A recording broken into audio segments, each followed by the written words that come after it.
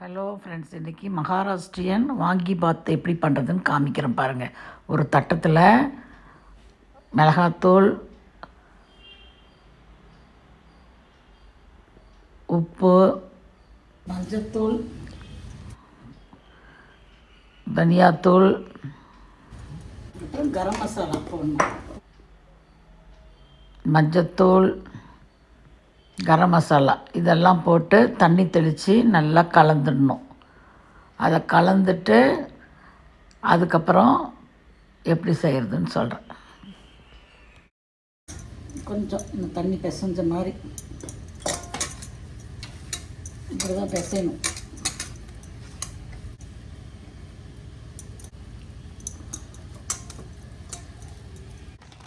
இங்கே பாருங்கள், ரவை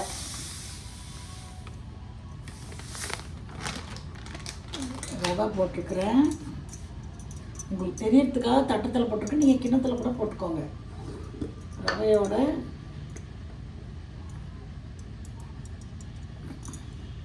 கொஞ்சோண்டு அதுலேயே மிளகாய் ஜாஸ்தி தான் போட்டிருக்கிறேன். ரவை வேஸ்ட்டாக போயிடுமானா வேஸ்ட்டாக போச்சுன்னா வேறு ஏதாவது செஞ்சுக்கோங்க. உப்பு, மிளகாத்தூள் போட்டு இது கொஞ்சம் இது பண்ணிக்கணும்.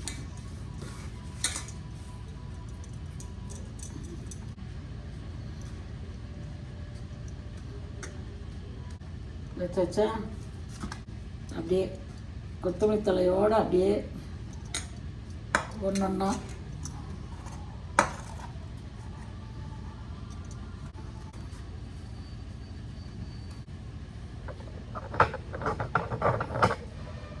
அடுப்பு வச்சுருக்கேன் பாருங்கள்.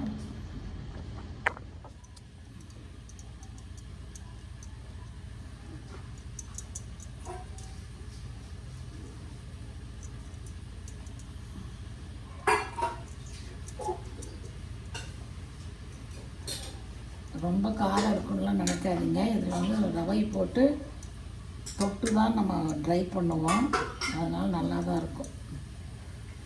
ஆனால் ஒவ்வொரு கத்திரிக்காயை தான் கட் பண்ணி பண்ணணும். எல்லாத்தையும் ஒட்டுக்கா பண்ணிட்டீங்கன்னா கருப்பாயிடும். பாருங்கள், இப்போயே பாருங்கள் எப்படி கட் பண்ணுறது வெள்ளையாக இருந்துச்சு. இப்போ பாருங்கள் எப்படி ஆயிடுச்சு பாருங்கள். அது செய்ய தான் தெரியும்.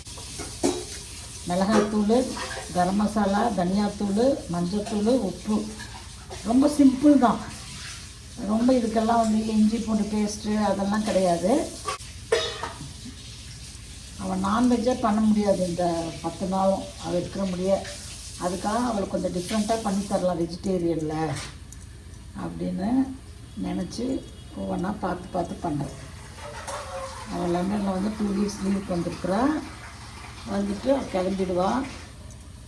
அவளே சொன்னான், இந்த கத்திரிக்காய் செஞ்சு கொடுமா நல்லாயிருக்கும் அப்படின்னு. அதனால் பண்ணுறேன். எரியும் மிளகாத்தூள் கழுவிக்கோங்க, அப்புறமே கட் பண்ணுங்க. அப்புறமே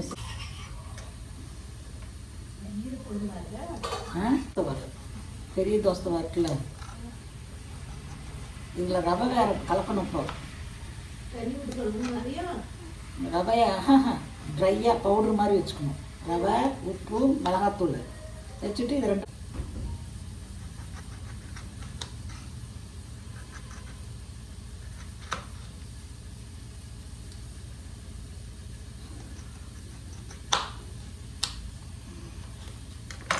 பாருங்கள் எவ்வளோ வெள்ளையாக இருக்குது பாருங்கள். கொஞ்சம் பாருங்கள், டக்குன்னு பாருங்கள். ஃபஸ்ட்டு பீஸ் எப்படி ஆகிடுச்சு பாருங்கள், செகண்ட் பீஸ் எப்படி ஆகிடுச்சு பாருங்கள். அதுதான் சொன்னான் என் பொண்ணு, ஒன்றா இது பண்ணுமா நீ வீடியோ எடுக்கிறேன்னு சொல்லிட்டு கருப்பாகிட போகுது அப்படின்னா. அதுக்காக தான் சரி எனக்கு கொஞ்சம் டக்குன்னு செஞ்சு வளர்க்குங்களா. கை கழுவி செய்யணும். இதை புரியுதுங்களா? இதெல்லாம் எண்ணெய் ஊற்றி வறுக்கிறத நான் காமிக்கிறேன். இருக்குது எப்படி இருக்குன்னு தெரியாது இல்லையா? வேணால் மறுபடியும் கூட அந்த 2 கத்திரிக்காயை மறுபடியும் கூட அந்த பவுட்ரு வச்சு காமிக்கிறேன் பாருங்கள். ஆயிடுச்சு. இதுதான் வாங்கி பாத்துன்னு சொல்லிவிட்டு இதுக்கு வந்து ஒரு பவுடர் ரவை, பட்ன ரவை, சன்ன ரவை எது வேணால் சொல்லலாம். அந்த ரவையோட கொஞ்சம் உப்பு போட்டுட்டு அதுலேயும் மிளகாத்தூள் போட்டு ட்ரையாக கலந்து வச்சுக்கிட்டு இதையை வந்து 2 பக்கம் தொட்டு தோசை வாழை போட்டு காமிக்கணும். நான் அதை காமிக்கிறேன் பாருங்கள். மீதி இருக்கிற இதெல்லாம் கூட வச்சுட்டு வச்சுட்டேன். ஏன்னா கொத்தமல்லி தழை தான் போட சொல்கிறாங்க, அது தொட்டுது. ஏன்னா ரவையோடு தொடுறப்போ அது அப்படியே இதுலேயே அது அப்படி இப்படியே பிடிச்சிடும். கொத்தமல்லி தழை போட்டு கலந்து வச்சுட்டேன். கலந்து வச்சாச்சு. இந்த ரவையை கொண்டு வந்து பவுட்ரு பண்ணி காமிக்கிறேன்.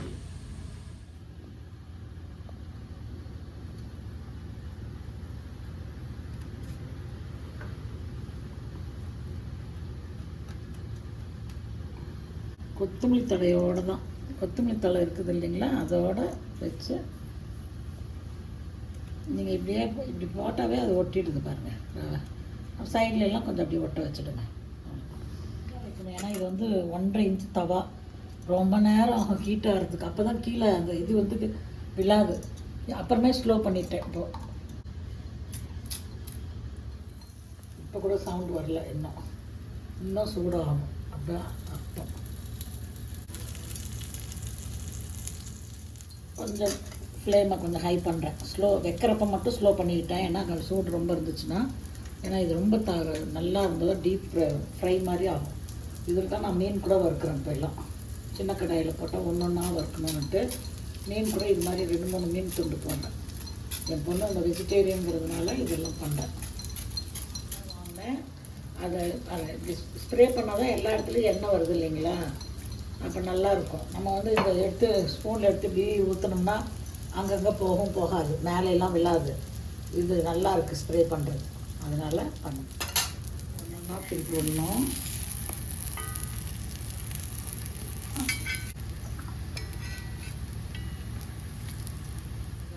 இதை வந்து இப்படி வச்சு ஃப்ளிப் பண்ணுங்கள். ஏன்னா இப்படி நீங்கள் இப்படி வலிக்கிட்டே போகும். இப்படி வச்சு கையில் இப்படி ஒரு கையை இப்படி வச்சு அப்படி ஃப்ளிப் பண்ணுங்கள். பாருங்கள், இதை அப்படி குத்தி விட்டு பார்த்தா நல்லா வெந்துருச்சு பாருங்கள். நடுவெல்லாம் போதும், கத்திரிக்காய் வெந்தது போதும். இப்போ இதை எடுத்துடலாம். ஒரு ஈடு எடுக்கிறேன். இப்போ அடுத்த ஈடு வைக்கிறேன். அதுக்கு கொஞ்சம், ஏன்னா இப்போ நல்லா செகண்ட் ஈடு வந்து நல்லா சூடாக இருக்குது பாருங்கள். கடாய் ஸ்லோவில் தான் இருக்குது, அதனால் நல்லா வைக்கலாம்.